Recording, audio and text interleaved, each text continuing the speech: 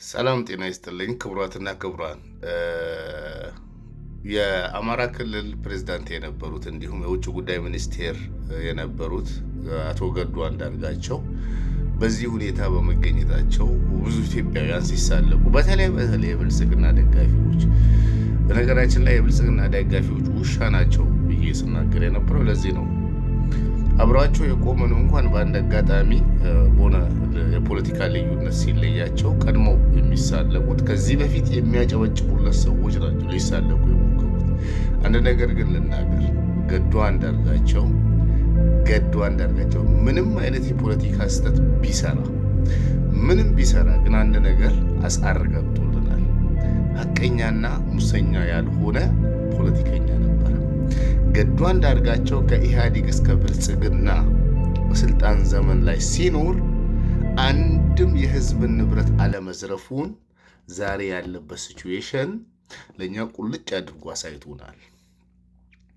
አሁን የብልጽግና ካድሬ አይደለም ተራ የካድሬ ደጋፊዎች የነጠጠ ሀብታም በሚሆኑበት በዚህ ዘመን የኢትዮጵያ የውጭ ጉዳይ ሚኒስቴር የነበረው አቶ ገዱ አንዳርጋቸው፣ የአማራ ክልል ፕሬዝዳንት የነበረው አቶ ገዱ አንዳርጋቸው ዱባይ ላይ ቤት አልሰራም ነበረ፣ ብር አላሸሸም ነበረ፣ ዶላሮችን አላጠራቀመም ነበረ።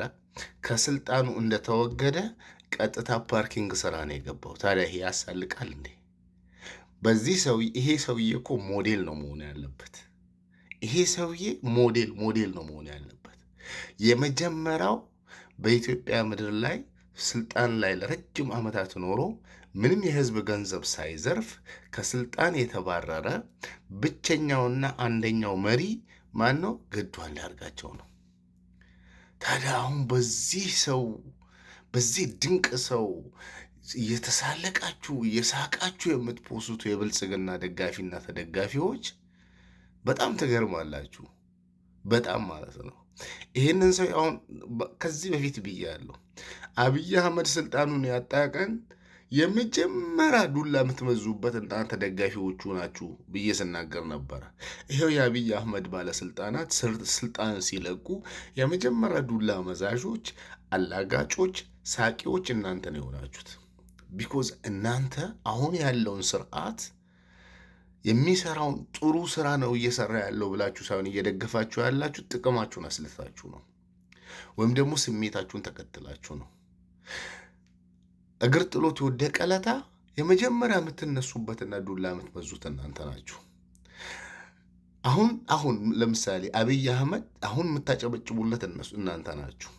ነገ ግን ከስልጣን ወድቆ የሆነ ነገር ቢሆን ያለችውን ሐቅ የምንናገርለት እኛ ተቃዋሚዎቹ ናቸው።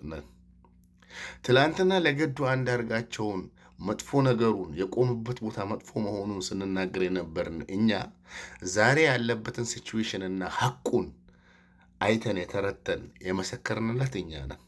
እናንተ ግን ያው ልትሳለቁበት ልትስቁበት ይሄ እኮ የሚያስከብረው እንጂ እኮ የሚያስቅበት አይደለም። ከ30 ምናምን ዓመታት በስልጣን ላይ ቆይቶ ከስልጣን ከወረደ በኋላ ፓርኪንግ ሲሰራ ታየ ማለት አንዲትም የኢትዮጵያውያንን የንጹሃንን ገንዘብ አልበላም ማለት ነው። ገዱ አንዳርጋቸው ለታማኝነትህ ዘራፊ ላለመሆንህ ሰላምታ ይገባዋል። ይኸው